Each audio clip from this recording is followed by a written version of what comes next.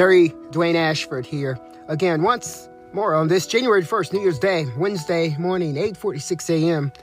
Pretty nippy outside. Feels pretty good. The weather is sunny and shining, bringing in newness, feeling of newness as we embark on the new year, as we have carried throughout from Christmas to the New Year's Day. We talked about family. Let us extend this family. We talked about Geneva Convention yesterday, international community, and how Washington, D.C. is highly penetrated with international from all over the world. We want to embrace our international community. I realized something this morning myself. It's the barriers that go beyond language barriers that may impede on embracement and may impede on hugging and allowing them and them allowing us in. I say I bring this to your consciousness at this point for you to pay attention to. You know, when you have internationals or people who think differently, not right or wrong. We're not saying who's right and who's wrong. We're saying it depends on what direction we're coming from and what direction we are going to. Our international community are lovely people. We embrace them. We love you so much. We hope our international community love us so much. You're here on American Soul. So we're assuming you love us and you want to be here and that you want to want to embrace us in our ways. But we also have to have some type of standard way. I'm going to share with you a situation that was a very confusing, perplexing situation. There's this person that I really like as a person, but sometimes we're confusing to each other in terms of how we carry out things, how we carry out transactions of life. I call it transactions of life. Simple camaraderies, those types of things. And what I realized this morning is how maybe the fear of coming to a different world. And I'm not saying it's fear. I am saying that it is caution versus fear. The caution of coming to a different world, dealing with conglomerate of people who are totally different from you, different in terms of the way that you think and the way that you do things and etc. I want us to start thinking before we react. Think before we react. Could this be a demographical language or language barrier? What happened with a particular individual was they carried out a simple activity, transaction, and appeared offensive to the opposite end. Well, what if it wasn't offensive from the end by which it was given in that person's mind? And what if it was just taken wrong? I looked into the situation and we found that it could have been a barrier similar to that of a language barrier where, let me share something with you about what's threatening and what's not threatening. So what threatens you may not threaten me. And what threatens me may not threaten you. That is what we have to keep in mind. We are all individuals. For a person who arrives in America and maybe lacking the language to a level of proficiency where one would feel comfortable or where the society or the population is used to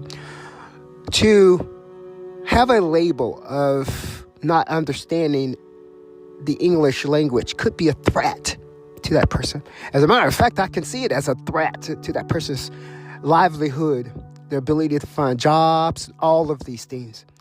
And what we have to keep in mind when we can do these things is how this affect these newcomers.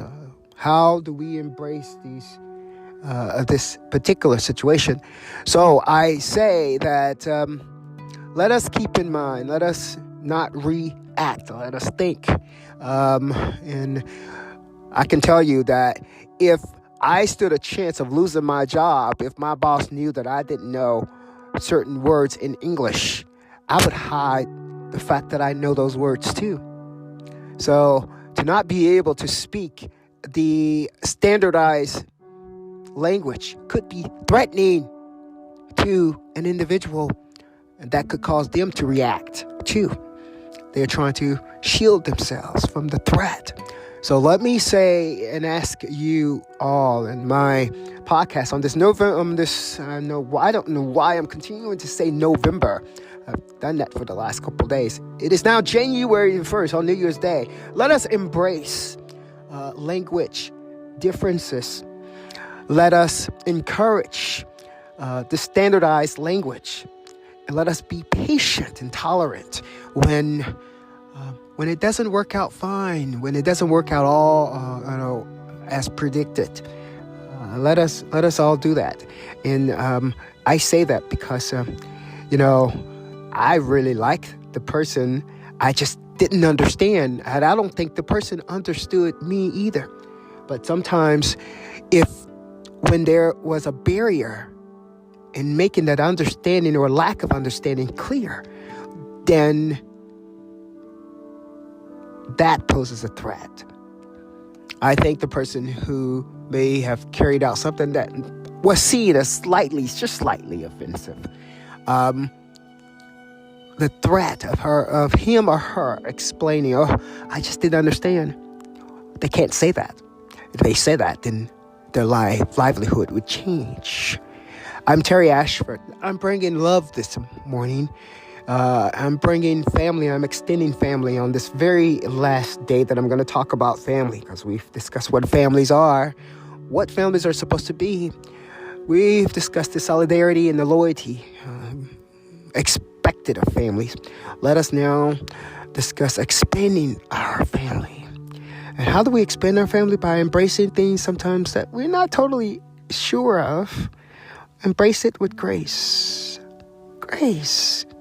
I don't know exactly what's going on, but let's try to give this just the benefit of the doubt a little bit. Understanding, too, that the benefit of the doubt that's given could be captured by evil. But use great judgment, good judgment first. Turn that good judgment into great judgment for yourself. And let us embrace our international community.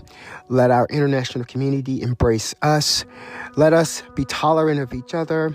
Let us share this world peacefully, gracefully. I am Terry Ashford. I love bringing it to you. I love giving you those little beautiful advices.